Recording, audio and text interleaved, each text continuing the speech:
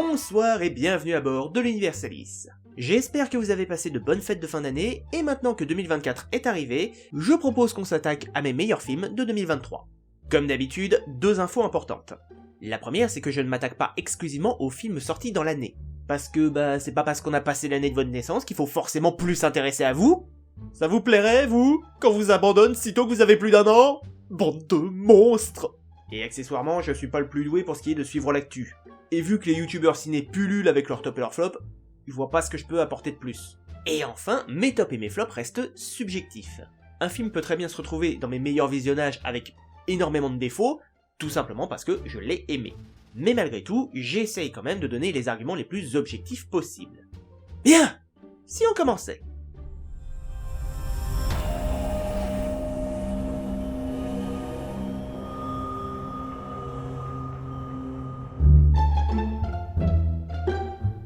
Alors, le film est centré autour du groupe des Charlots, que je vous avoue que je ne connaissais pas avant ce film.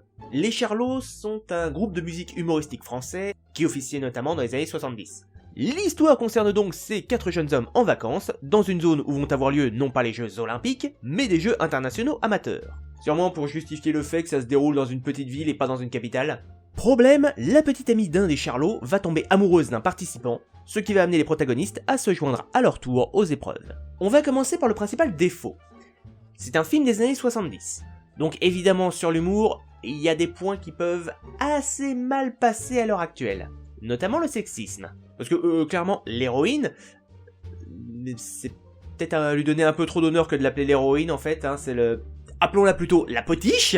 La potiche, donc, a une fâcheuse tendance à tomber amoureuse de tous les beaux sportifs qui lui passent sous le nez. Ce qui est la seule raison à l'existence du film, en fait. C'est à cause d'elle que les héros sont obligés de faire du sport. Néanmoins, le film, c'est vraiment une comédie burlesque. C'est très orienté sur des gags absurdes et du non-sens. Donc déjà, si vous n'êtes pas fan de ce genre d'humour, évidemment, le film risque de pas vous plaire. Car clairement, le scénario est un putain de prétexte pour enchaîner les blagues. Notamment en raison du fait que les Charlots sont d'incommensurables débiles, incompétents et gaffeurs, mais leurs maladresses ont très souvent tendance à les arranger, quitte à réorchestrer les lois de la physique un petit peu à leur sauce. Et en l'occurrence, pas mal de blagues fonctionnent bien. J'irais pas dire que c'est la comédie du siècle, mais ça me faisait régulièrement bien marrer. Donc, si l'absurde et les gags un brin cartoonesques ne vous rebutent pas, eh bien, je vous encourage à regarder Les Fous du Stade.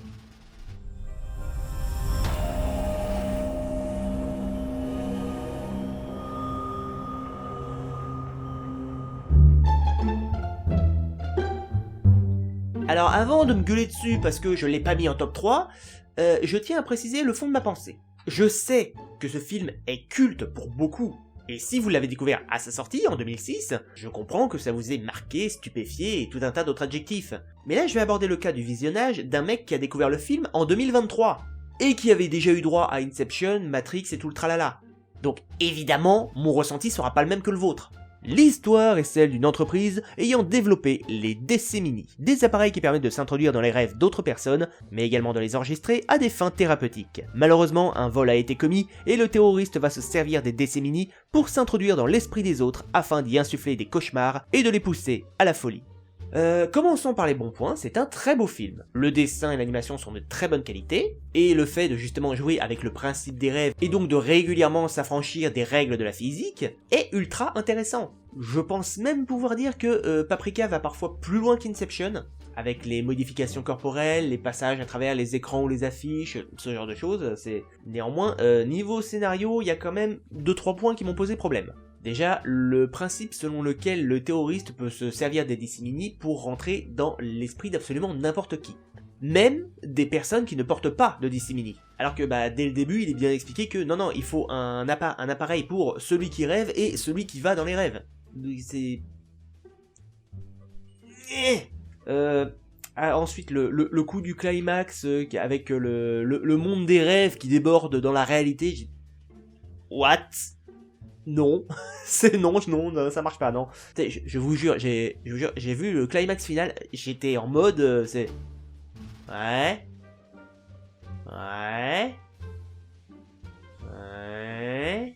Il y a aussi le coup de Paprika elle-même, qui est le double de Atsuko Shiba. Ok, mais pourquoi Pourquoi elle a un alter ego? Je pense que le film aurait pu creuser beaucoup plus là-dessus. Notamment sur la personnalité de Shiba qui, à mon sens, est assez effacée alors que c'est censé être plus ou moins elle l'héroïne. Donc voilà, pour moi, c'est un point qui est assez décevant. Globalement, j'ai beaucoup apprécié le film, il est même probable que je le revoie un jour. Par contre, si vous avez un peu trop d'expérience avec tout ce qui est rêve et réalité virtuelle dans la fiction, sans aller jusqu'à dire que le film est cliché, je dirais plutôt qu'il s'amuse à franchir des limites qui ne devraient pas l'être. Et comme je vous l'ai dit, si je l'avais découvert il y a plus de 10 ans, probable que j'aurais beaucoup plus plongé dedans. Là malheureusement, c'était pas le cas.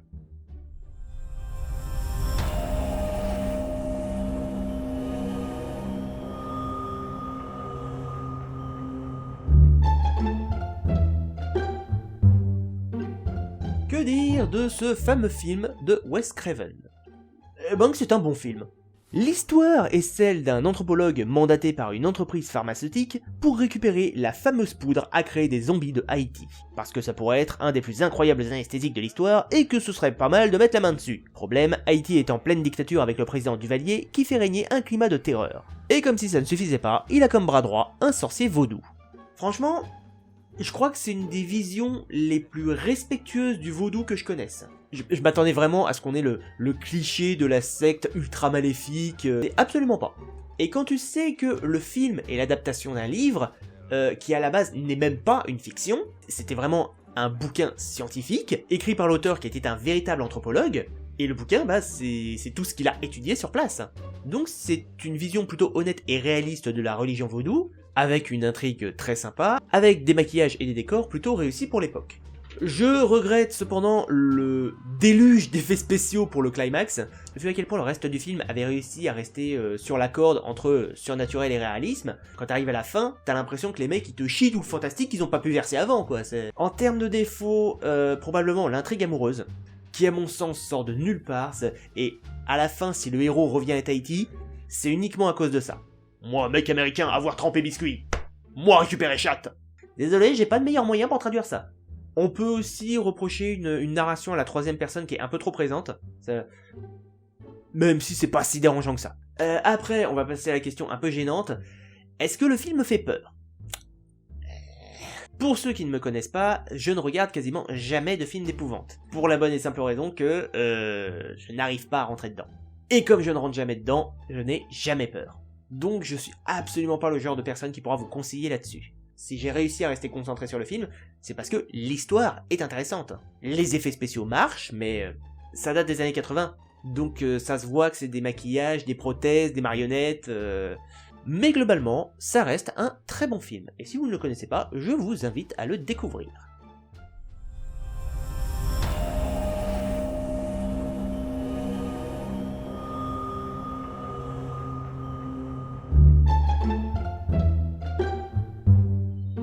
Ok, je m'attendais pas à autant apprécier ce film. Dans la diégèse du long métrage, Galaxy Quest est une série de SF un peu à la Star Trek, qui a eu un énorme succès dans les années 80. L'histoire, c'est qu'on se concentre sur les acteurs de la série, qui vont se retrouver embarqués dans une vraie aventure spatiale, par des aliens qui ont pris les épisodes de la série pour des documentaires, et ont donc conçu un vaisseau identique à celui de l'équipage, dans l'espoir d'être sauvés par ceux qu'ils voient comme des héros. Si vous attendez une comédie pur jus, vous risquez d'être déçu. On a plutôt affaire à un film de science-fiction plutôt intelligent en plus, qui peut presque être vu comme une parodie, en même temps un hommage à Star Trek, que ce soit à la série elle-même ou aux acteurs. Après, il y a effectivement des éléments comiques de temps en temps, mais pas sans arrêt quoi. Je pense que vous pouvez bien passer 10-15 minutes sans qu'il y ait le moindre gag à l'écran. Il y a quelques scènes assez dramatiques et qui rendent plutôt bien en fait. J'ai pas vraiment de reproches à faire. Peut-être l'arrivée du méchant dans le vaisseau aux 2 tiers du film, où clairement tu te demandes comment il a fait pour arriver, ou aussi quelques décalages temporaires, genre le coup de la bombe, qui est censé exploser au bout de 9 minutes. Il doit au moins s'en passer une vingtaine avant que le décompte arrive à son terme. Ou, sans aucun spoil, les fameuses 13 secondes. On va pas se mentir, il y a quand même vachement plus de 13 secondes. Ah aussi, la prothèse d'Alan Rickman, totalement ridicule au passage, mais alors putain, elle est sacrément solide. Faut vraiment atteindre quasi la fin du film pour qu'elle montre des signes de faiblesse.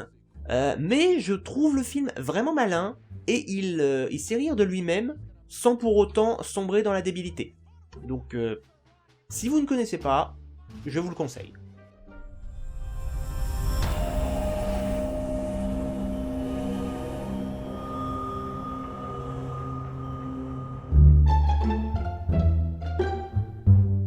Ok, techniquement c'est pas un film, c'est un documentaire. Mais j'avoue que un documentaire sur un des plus gros sites de cul au monde, ça m'a intrigué.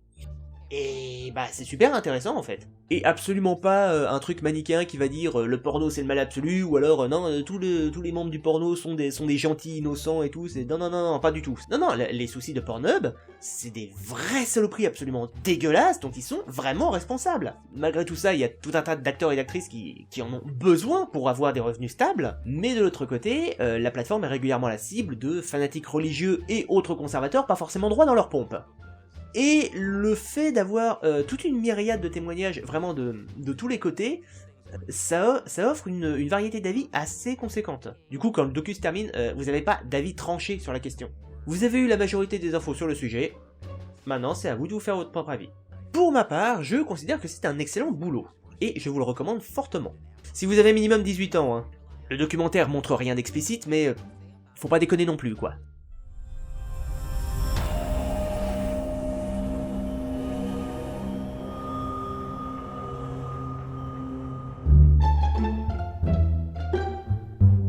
Je sens qu'il y a des fans qui vont me tomber dessus pour lui avoir fait des reproches à ce film.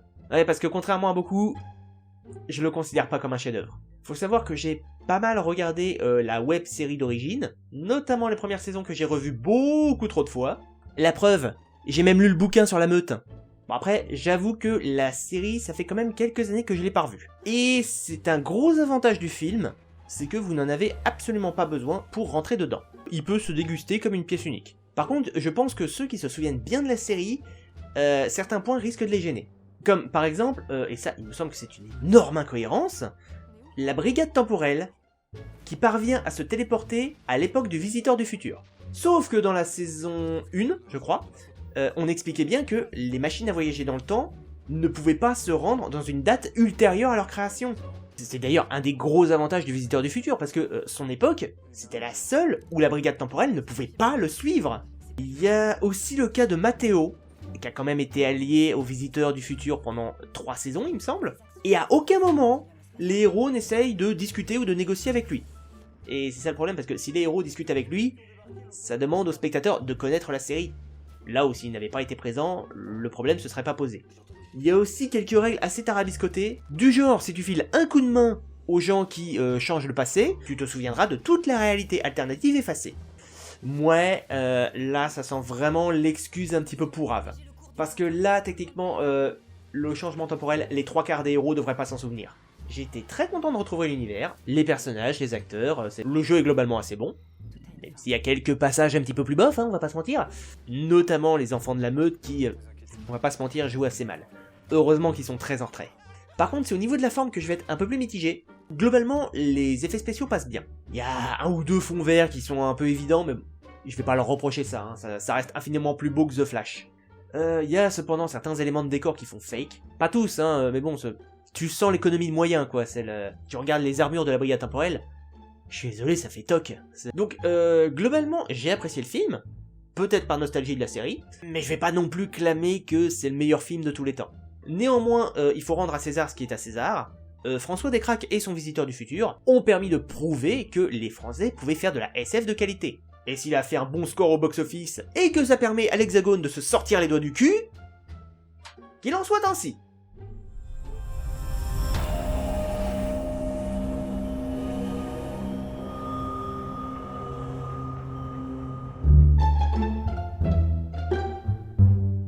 L'histoire est celle d'une famille invitée par son hôtel à profiter d'une magnifique plage privée avec plusieurs autres personnes. Mais il se trouve que rapidement, les protagonistes se rendent compte qu'ils ne peuvent quitter les lieux, et pire encore, ils vieillissent à un rythme exponentiel.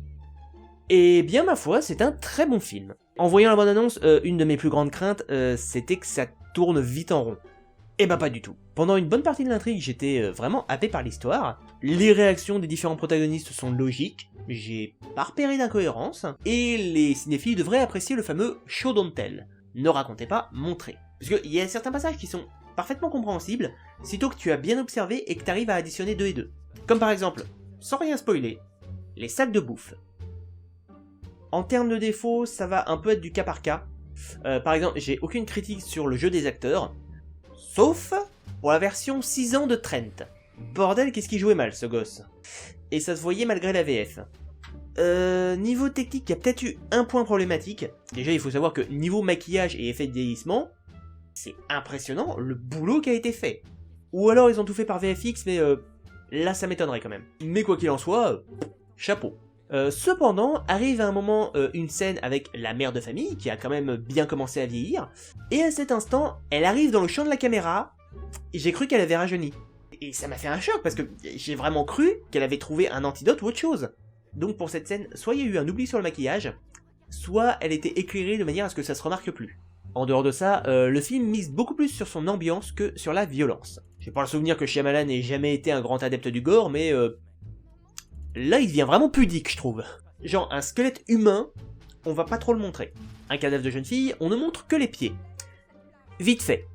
J'ai pourtant souvenir que Sixième Sens était beaucoup plus violent que ça. Ce qui est pas un reproche, hein, savoir faire l'économie du gore, c'est pas une mauvaise chose. Mais, et c'est là que je suis assez déstabilisé, c'est que malgré tout, on a quelques éléments qui sont assez dégueulasses à l'écran, quoi.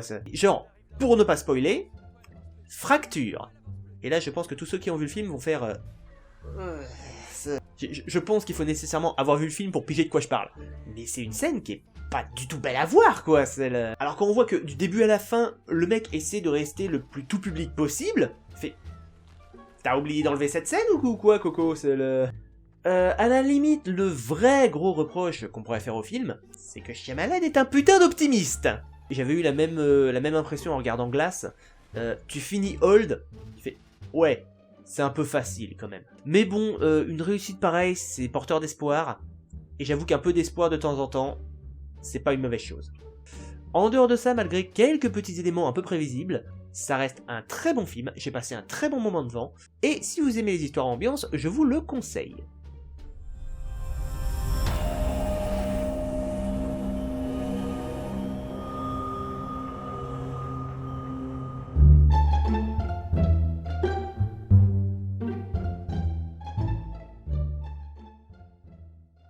Je sais pas ce qui s'est passé. Si Sony Pictures a pigé que les 2 films live sur les lutins bleus étaient complètement pourris, mais ils ont décidé de rebooter l'univers. Puisque ce film, à la base, c'était censé être les Schtroumpfs 3.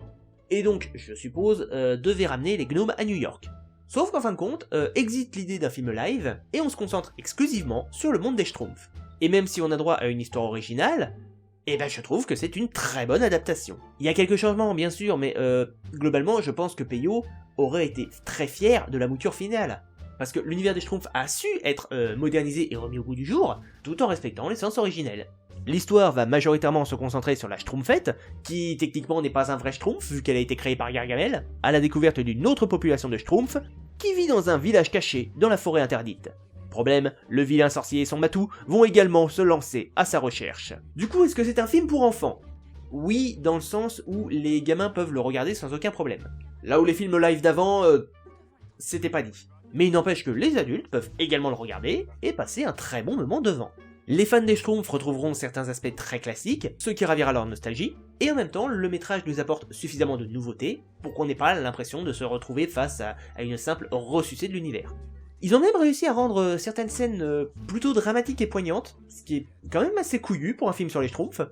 J'ai juste l'impression qu'entre Gargamel et Azrael, Azrael est devenu le plus intelligent du duo. Mais tellement que tu te demandes mais pourquoi tu finis pas par te barrer à force. La quasi-totalité des gags passe très bien, les personnages sont tous sympas à suivre. Pour ce qui est des reproches, je me plaindrais surtout que certaines musiques font trop modernes pour l'univers. D'ailleurs, il y a globalement 2-3 éléments du film où tu te dis vous avez un peu trop modernisé. Comme la scène avec le skateboard, scène très courte effectivement, mais vu qu'on est censé se trouver en plein Moyen-Âge, voilà, tu tiques un peu quoi. On peut aussi se dire que, bon, la forêt interdite est pas si dangereuse que ça quoi. S'il y a 1 ou 2 vraies menaces, c'est tout. Je vois pas en quoi elle est plus dangereuse que la forêt habituelle. Si tu compares, je sais pas, à la vallée des bannis de Spirou et Fantasio, la vallée des bannis, pratiquement le moindre élément pouvait te buter ou t'empoisonner. Du coup, cette forêt interdite là, tu comprends pas trop pourquoi elle a été coupée du reste du monde. En dehors de ça, c'est un très bon film, c'est très drôle, c'est assez très émouvant et ça convient à n'importe quel âge, mis à part quelques petits couacs, j'ai rien à lui reprocher.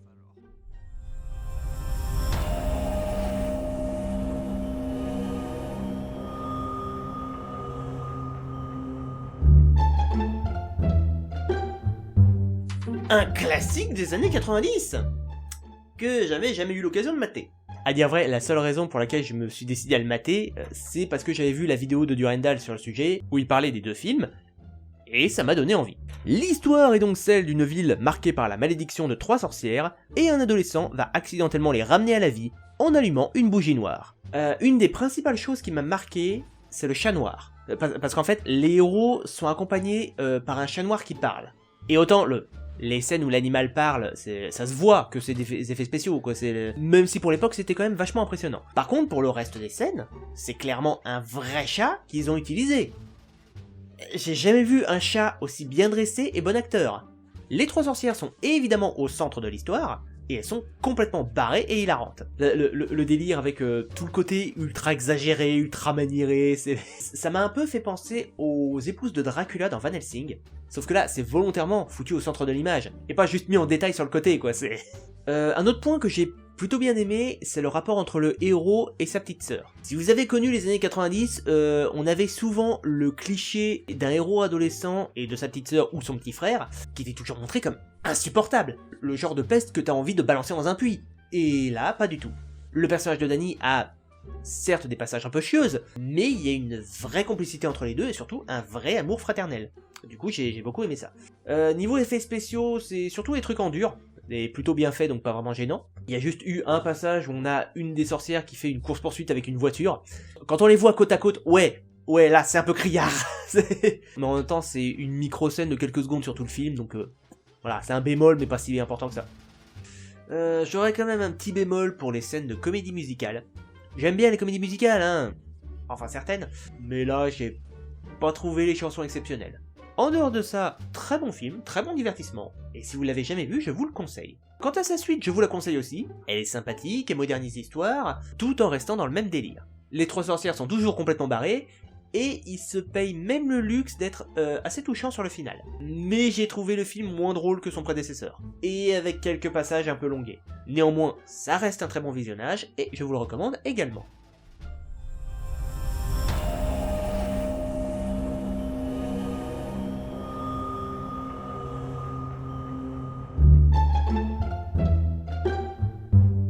Dans la fin des années 1980, 2 jeunes filles sont les meilleures amies du monde, mais l'une d'elles se fait posséder par un démon. Très franchement, je m'attendais à un film d'horreur ultra classique, et donc à ne pas aimer. Généralement, quand on aborde le côté exorcisme, forcément, ça va virer du côté religion catholique. La seule capable de lutter contre les possessions démoniaques. Ça, plus le côté teenager... Voilà, je le sentais un peu mal, quoi. Et en effet, quand vous commencez le film...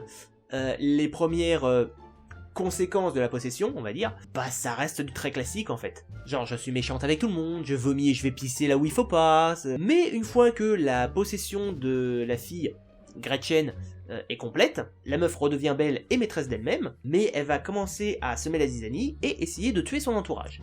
Sauf que sa meilleure amie va essayer de lutter contre tout ça. Ce qui à mon sens est déjà plus intéressant. Je pense pas qu'il y ait beaucoup de films de possession qui se concentrent autant sur l'aspect d'un démon qui fout la merde dans son entourage. Et aussi le fameux exorcisme, il doit arriver dans les 20 dernières minutes, un truc comme ça. D'ailleurs, au début, le film essaye vainement de nous foutre un peu le doute, hein, puisque les filles prennent du LSD, et on sait pas trop si l'une d'elles se fait vraiment posséder ou si ce sont juste des hallucinations. Sauf que si ça marche dans la diégèse du film, pour les spectateurs, c'est un peu raté, quoi. Le film s'appelle « L'exorcisme de ma meilleure amie ». Évidemment qu'il va y avoir une possession. D'ailleurs, je pense que c'est l'exorcisme le plus personnel et multiculturel que j'ai jamais pu voir. Il y a pas mal de trucs qui m'ont beaucoup fait marrer, mais pas marrer en mode je me moque du film. Je pense vraiment que le scénario a voulu ajouter des trucs, pas foncièrement hilarants, mais qui sont tellement dissonants avec ce qu'on pourrait attendre, que ça m'a fait marrer. D'ailleurs, la manière dont le démon est finalement vaincu est plutôt badass. Tenez, l'exorcisme, d'abord organisé par une espèce d'évangéliste culturiste, j'invente absolument rien, il explique que l'exorcisme doit être pratiqué dans l'amour de Dieu et de la Sainte Bible. Abby, dis-moi que t'es baptisée. Je suis juive. Ah. Après, est-ce que c'est à considérer comme un film d'horreur? Je pense pas. Pour moi, on a plus affaire à un film de surnaturel avec quelques petits éléments d'épouvante. Mais franchement, ça ne fait pas peur, il y a absolument rien de gore, et je pense pas que ce soit l'objectif du film. Le film est d'ailleurs assez critique, rapport aux représentants religieux. Par exemple, au tout début du film, premier réflexe de Abby, elle pense que Gretchen a été violée.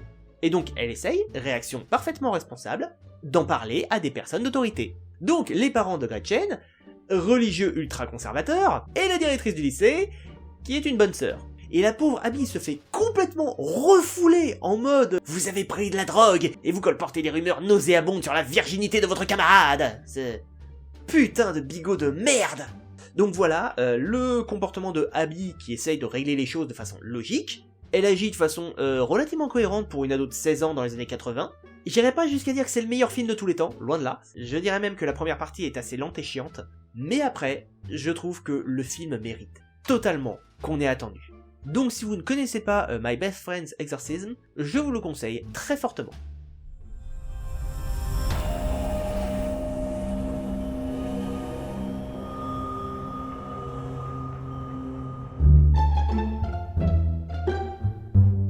Dans cet univers, parallèlement au monde réel, existe celui de Barbieland, où vivent toutes les représentations de Barbie, Ken et tout leur entourage ultra-consumériste dans un contexte de paillettes et de superficialité éternelle. Sauf que Barbie stéréotypée, jouée par Margot Robbie, se retrouve avec quelques petits problèmes inhabituels qui vont la contraindre à rallier notre monde pour les régler. On va être honnête, pendant au moins toute la première demi-heure du film, je savais pas sur quel pied danser. Je n'avais aucune idée de la direction que le film voulait prendre. Et quand enfin est arrivée la principale menace, je m'y attendais absolument pas. Pour les qualités, le film est très bien réalisé. Les effets spéciaux sont corrects. Après, vu la manière dont ils sont utilisés, on peut pas s'attendre à de l'hyper-réalisme. Donc ça passe crème. Les acteurs sont tous très bons dans leur rôle, Margot Robbie et Ryan Gosling en tête. L'intrigue est plutôt prenante, même si je trouve qu'elle met un peu de temps à démarrer. L'humour est très présent, je me suis marré comme un bossu, mais à chaque fois qu'il y avait une blague. De mémoire, aucune blague n'est vraiment tombée à plat.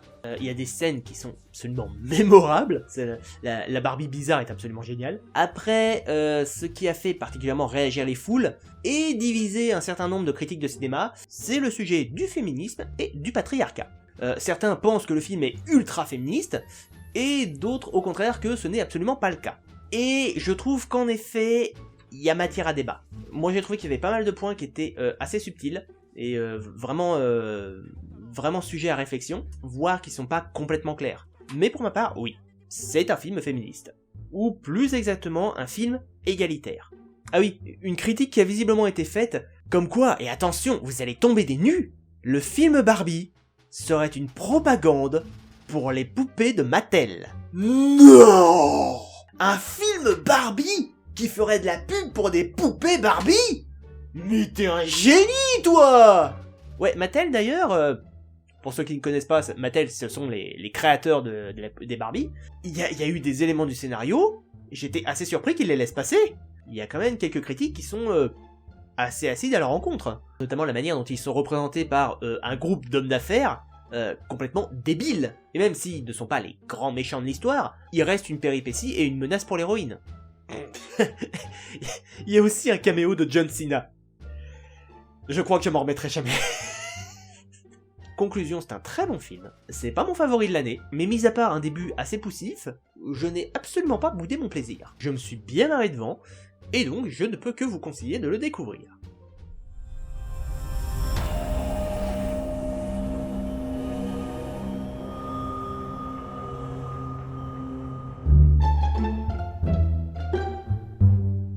L'histoire se déroule dans l'Angleterre médiévale, Aucune date n'est précisée, mais vu qu'un des personnages a participé aux croisades, je pense que ça se déroule entre l'an 1000 ou 1200, hein, dans ces eaux-là. On va donc suivre la jeune Catherine, une petite noble surnommée Birdie, qui se trouve avoir un comportement, je sais pas si on peut dire de garçon manqué, mais ça me surprendrait pas des masses, qui fait preuve d'un esprit particulièrement réfractaire à toute forme d'autorité. Problème, sa famille étant désargentée, son père n'a d'autre choix que de la forcer à se marier pour obtenir un bon pécule en échange. Autant vous dire que la petite Birdie, elle a pas l'intention de se laisser faire. Alors, je pense que je vais décrire le film comme une comédie dramatique, et je suis pas vraiment sûr de l'exactitude de cette catégorisation. Parce qu'on a quand même beaucoup de points comiques, mais en même temps pas mal de points sérieux, sans pour autant que ce soit dramatique. Donc, d'ailleurs, petit point sur Bella Ramsey, qui avec la série Last of Us s'est vue reprocher de ne pas savoir jouer. C'est d'être complètement poker face en permanence. Je vous dirai ce que j'en pense quand j'aurai vu la série. Eh bien, ce film nous prouve que non, la petite dame sait parfaitement jouer. Et ce, en nous offrant tout un panel d'émotions. Je vous avoue que le film est passé très vite, j'ai pas vu passer l'heure 50, les gags faisaient majoritairement mouche. Je remarque aussi que c'est probablement une des visions les plus colorées du Moyen-Âge que je connaisse. D'ordinaire, on s'acharne toujours à nous montrer l'époque médiévale comme un lieu crasseux, sinistre et tout, c'est ce qui énerve pas mal les historiens. Donc déjà, ça change un peu, d'avoir un truc qui est un peu plus joyeux dans cette représentation. Néanmoins, on va pas se mentir, pour un village du haut Moyen-Âge, il y a quand même une sacrée diversité de couleurs de peau. Mais après, le film essaie pas de se vendre sur une quelconque cohérence historique. Et en l'occurrence, les acteurs sont tous bons dans leur rôle, donc ça m'a vraiment pas plus dérangé que ça. Et le ton du film étant globalement assez anachronique, notamment sur l'ouverture d'esprit des personnages, voilà, ça aide grandement. Donc, pour moi, c'est une très belle découverte, et je vous invite très fortement à découvrir Catherine Cole Birdie.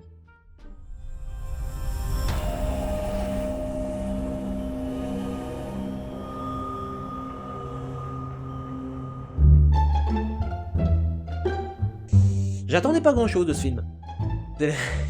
Parce que je perds peu à peu ma confiance en Disney à mesure qu'ils font des remakes live de leurs classiques. Et aussi parce que de mémoire, le premier film, Le Manoir Hanté et les 999 fantômes, il a pas très bonne réputation.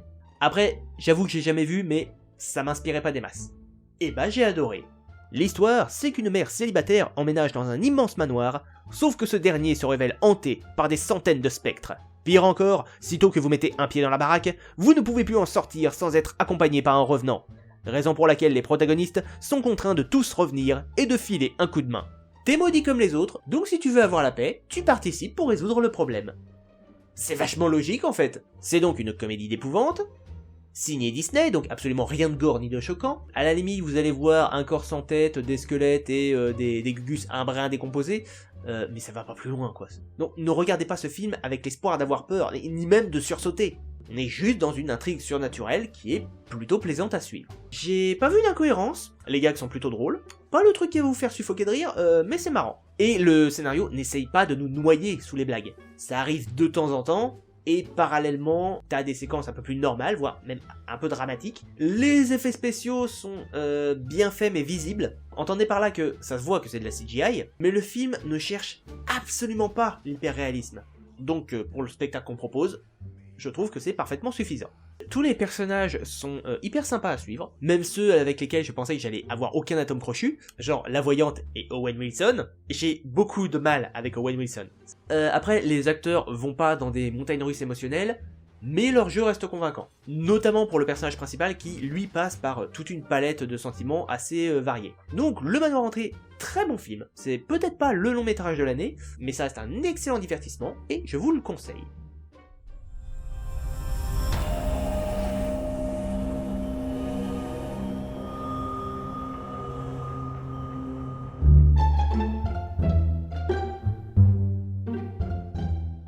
Alors c'est ça, un miracle?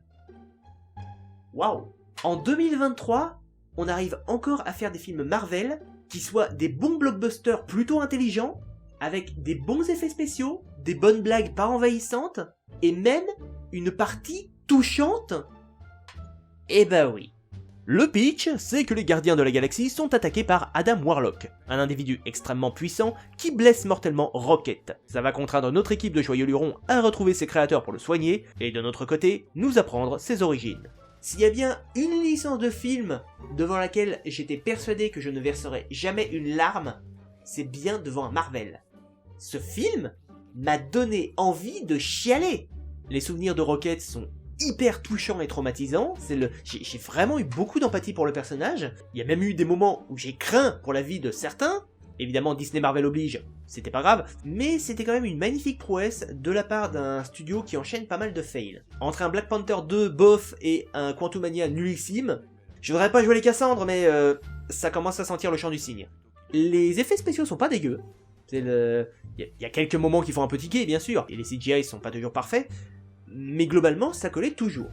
L'intrigue est très cool, même si, malheureusement, il y a toujours des points qui restent très prévisibles, cahier des charges sur 20, et aussi quelques points que j'ai trouvé assez bizarres. Genre, le retour de Gamora, qui est censée être morte dans Infinity War. Une mort pour laquelle t'étais pas censé revenir en arrière.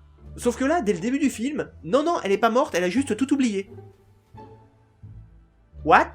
Ok, j'ai pas revu les derniers Endgame depuis longtemps, mais ça me paraît un peu contradictoire, non? Il y a aussi le coup des sorties dans l'espace qui m'ont un peu fait tiquer. Genre, tu quittes l'atmosphère, tu commences immédiatement à grelotter et à te geler sur place. Par contre, t'as un trou dans ton cockpit au beau milieu du vide spatial. Non, là, c'est bon, ça va. Aussi, quelques moments où j'ai un peu grincé des dents sur certains niveaux de force. Genre, tu as Drax, qui a l'air d'être à peu près aussi fort que Warlock. Et un certain temps plus tard, il va galérer contre une simple porte. Le méchant est ultra convaincant. Franchement, je l'avais pas vu venir celui-là. Je n'en revenais pas. Littéralement, la première fois où tu le vois, il a l'air lisse et aseptisé comme pas permis. Et en réalité, c'est vraiment un être malfaisant, mais sans être cliché. Et on n'essaye pas de lui coller une backstory tragique pour justifier qu'il est pas si méchant que ça. J'aurais peut-être un regret pour Warlock, qui a une évolution psychologique, et effectivement on peut se contenter de ce qu'on a. Maintenant, je pense qu'on aurait pu lui accorder 5 minutes de développement supplémentaire. D'ailleurs, chaque personnage a son petit quart d'heure de gloire, j'ai pas trouvé qu'il y en ait un qui soit plus mis en avant que les autres.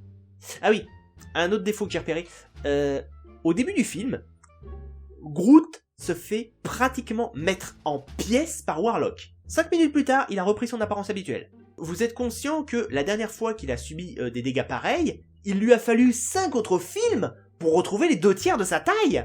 Mais bon, en dehors de ça, ça reste une excellente surprise. J'ai beaucoup aimé le visionnage et je vous encourage à le regarder si ce n'est pas déjà fait.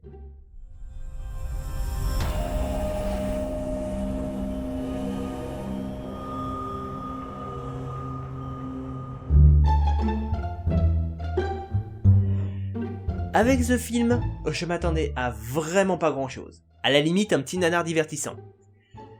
J'avais qu'à moitié raison. Parce que le film est effectivement très divertissant, mais c'est absolument pas un nanar. Il cherche pas à être le meilleur film au monde, mais il est pas con pour autant.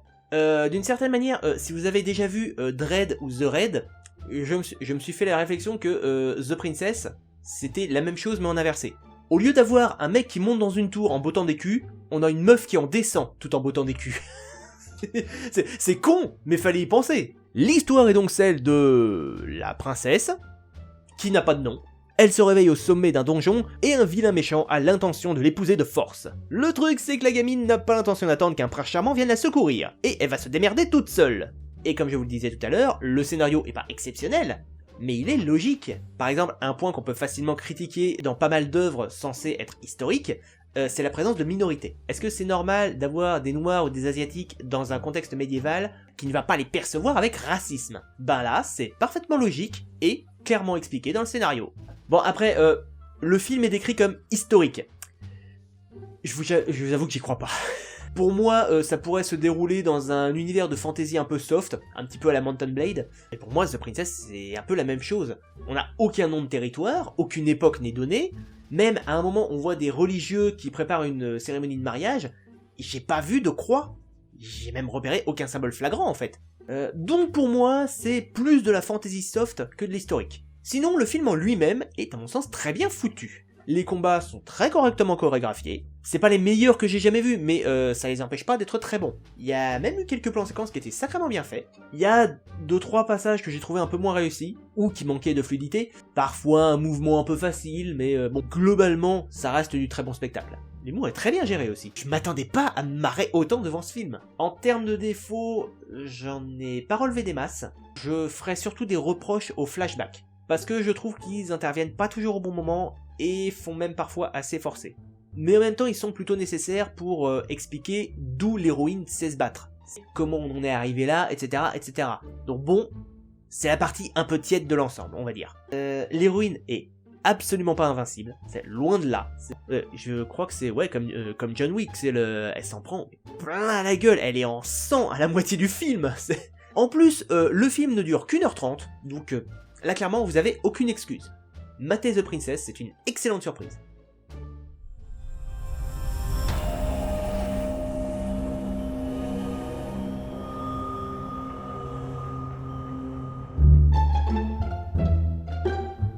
Comme quoi, quand on s'en donne les moyens, on peut draguer le marché chinois tout en faisant un long métrage de qualité.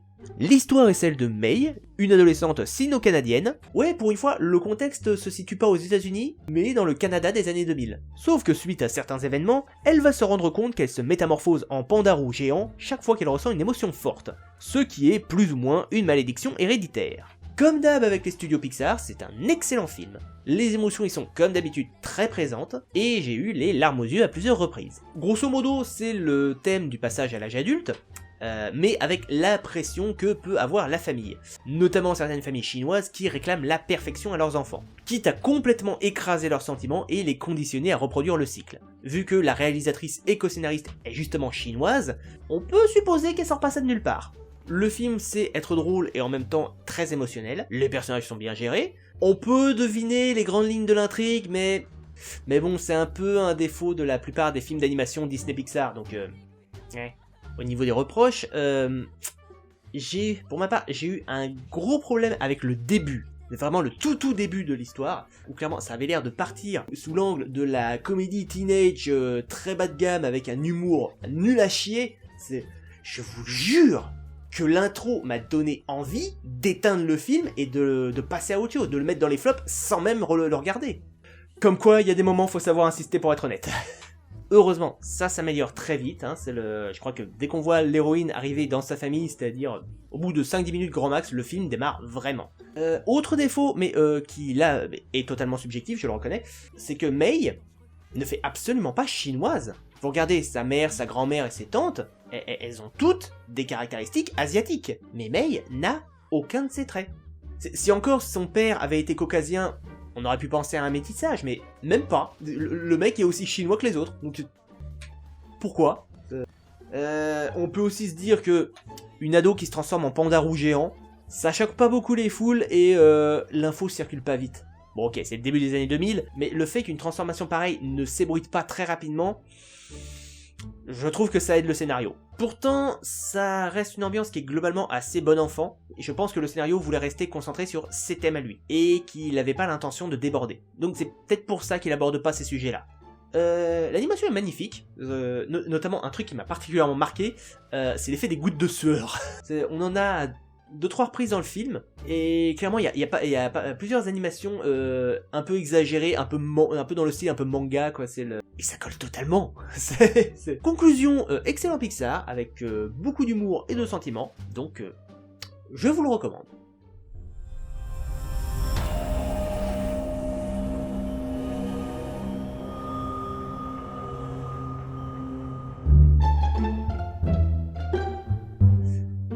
Alors lui, je l'ai vu en janvier, c'était décidé, c'est dans mes tops direct. L'histoire est celle d'un tueur à gages, et qui a pour objectif de dérober une mallette dans le Bullet Train, je crois que c'est le Shinkansen en fait, c'est le train le plus rapide du Japon. Sauf que, manque de bol, plusieurs autres tueurs sont présents, et ont le même objectif. Ce qui va causer tout un tas de catastrophes, de quiproquos et de carnage pour que chacun puisse accomplir sa mission. Et je me suis rarement autant marré devant un film d'action. Alors, il y a eu une polémique sur le film, notamment en raison du fait que Dans le roman de base, tous les personnages, tous les tueurs sont censés être des japonais. Alors j'ai pas lu le bouquin, mais déjà pour moi le gros avantage du film, c'est que pratiquement tous les personnages ont une origine différente. Ce qui est rendu assez logique par le fait qu'ils ont tendance à voyager un peu partout dans le monde. Et bizarrement, le fait d'avoir un casting aussi varié, bah perso ça m'a beaucoup plu. Brad Pitt est plutôt convaincant dans son rôle.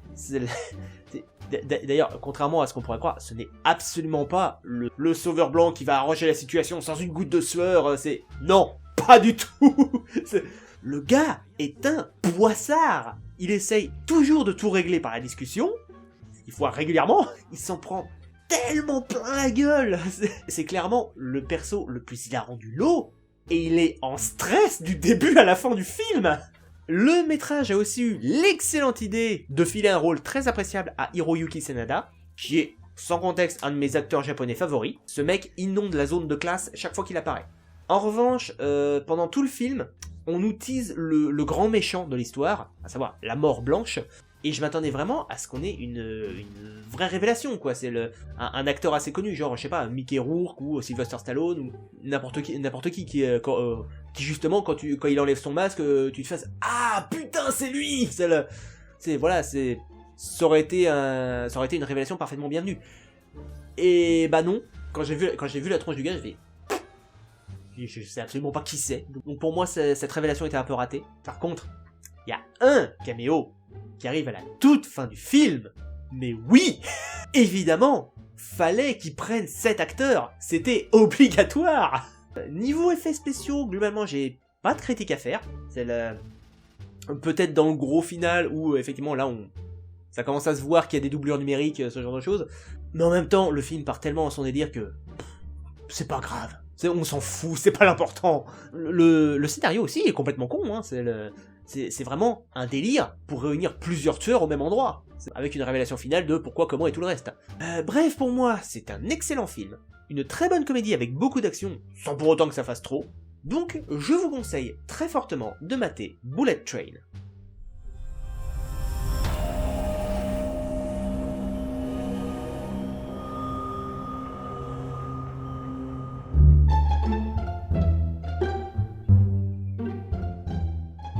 J'avais peur. Quand on m'a annoncé ce film, j'avais très peur. Alors, je sais pas si c'est la meilleure adaptation qu'on ait jamais eue, mais clairement pour moi, c'est un des meilleurs films de 2023. L'histoire se déroule dans l'univers de Donjons et Dragons, où l'on va suivre toute une équipe, avec le ménestrel, la barbare, le sorcier, etc., etc. Sauf qu'ils vont se retrouver menacés dans leur plan par une magicienne rouge, qui, à ce que j'ai compris, est une des pires castes d'ennemis que tu puisses te faire dans Donjons et Dragons. Une de mes plus grosses craintes avec ce film, vu que c'est un univers de fantasy médiévale, c'est qu'on obtienne un film à la Quantumania, c'est-à-dire avec 95% de fond vert. Et bah pas du tout. La quasi-totalité des décors étant durs, probablement améliorés avec un peu de CGI, mais pas au point que ça en devienne flagrant. Pour moi, la plupart des rendus sont bluffants en fait. Même pour plusieurs créatures où t'as des animatroniques et des prothèses qui ont été utilisées.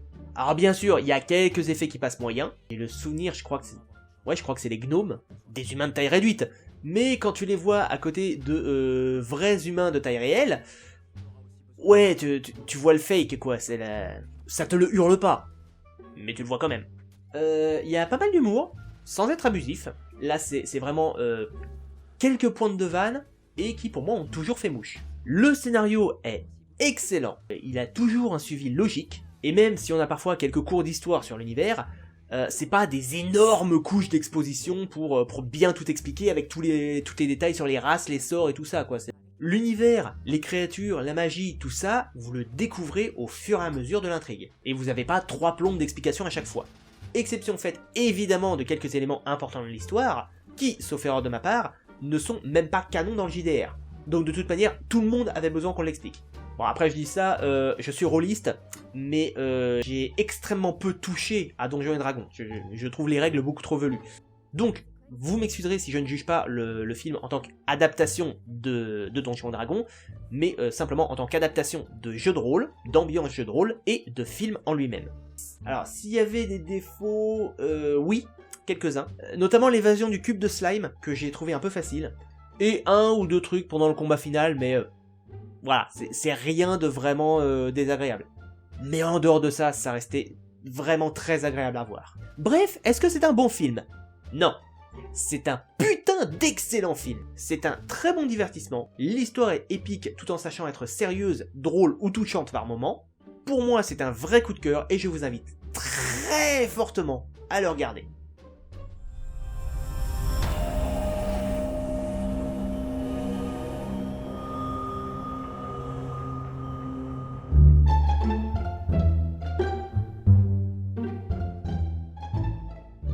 Ok. Je comprends pourquoi autant de critiques ciné étaient tombées sous son charme.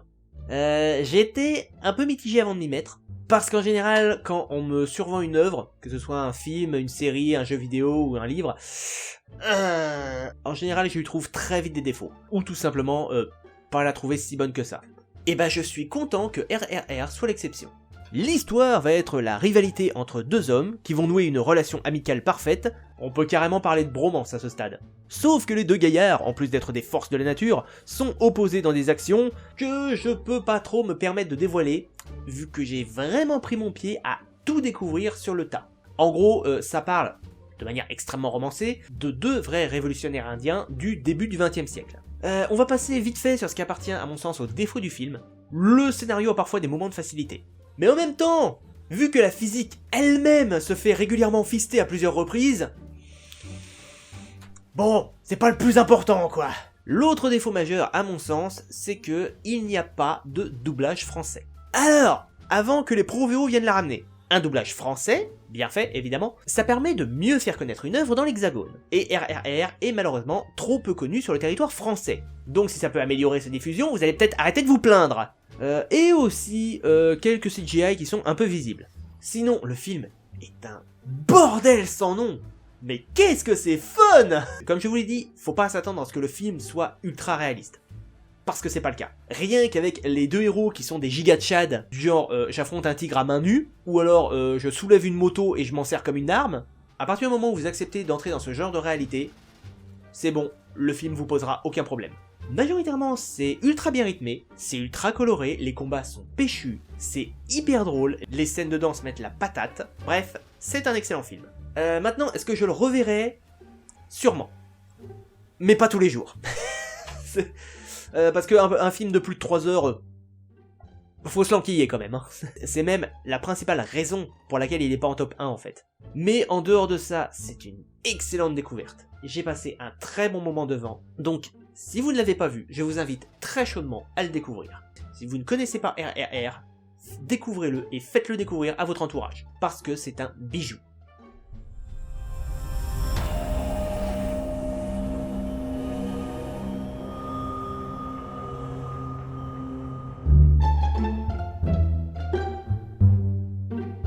Eh bien, ça fait longtemps que j'avais pas vu un dessin animé qui m'ait offert autant d'émotions différentes.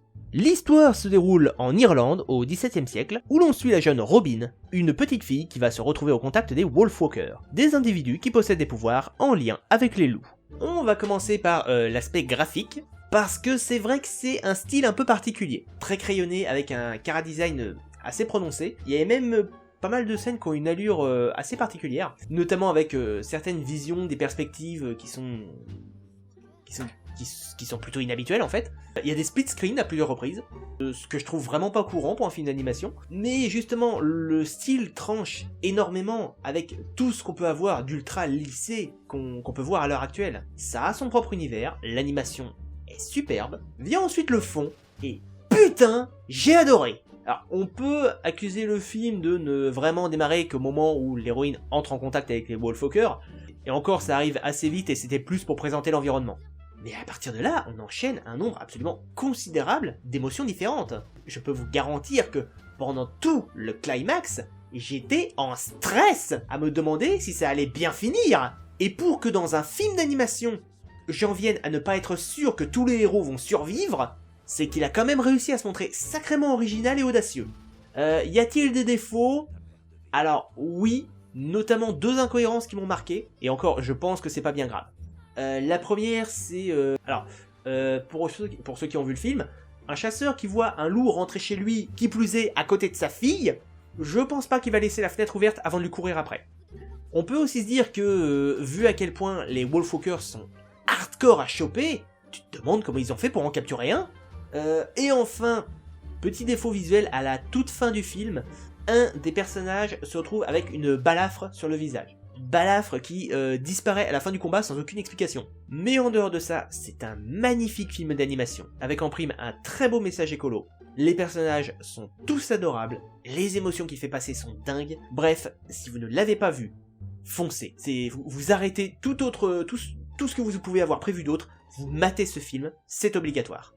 Ouais, je pense avoir dit tout ce que j'avais à dire sur les tops et les flops des films de 2023. Il est maintenant temps que je vous laisse. Pour ceux qui seraient intéressés, sachez que les tops et les flops dédiés aux jeux vidéo devraient normalement arriver la semaine prochaine. Si tout va bien. Sur ce, je vous souhaite une excellente soirée, et à la prochaine, à bord de l'Universalis. Mélusine! Mélusine! Mais là, Mais là, je vais abandonner le... Après, il y a effectivement des éléments comiques de temps en temps. Vous avez eu la majorité du genre, si tu files un coup de main aux gens qui changent le pas. Du genre, pendant une bonne partie de la trigue, pendant une bonne... En termes de défauts, ça va un peu être du caca... Du caca, oui, des caca. Qui vit dans un village café. Ouais, un village café, oui, bien sûr. À dire vrai, si je me suis décidé à le mater, c'est uniquement... Bon, mon Balou! Maman, tu Balou! Oh, mon bébé! Voilà, mon bébé. Voilà, mon bébé. Tu pues le chamouiller, par contre. Sauf que si ça marche dans la digestion... Et vous colportez des rumeurs nauséabondes sur la vertu de... Et vous colportez des rumeurs...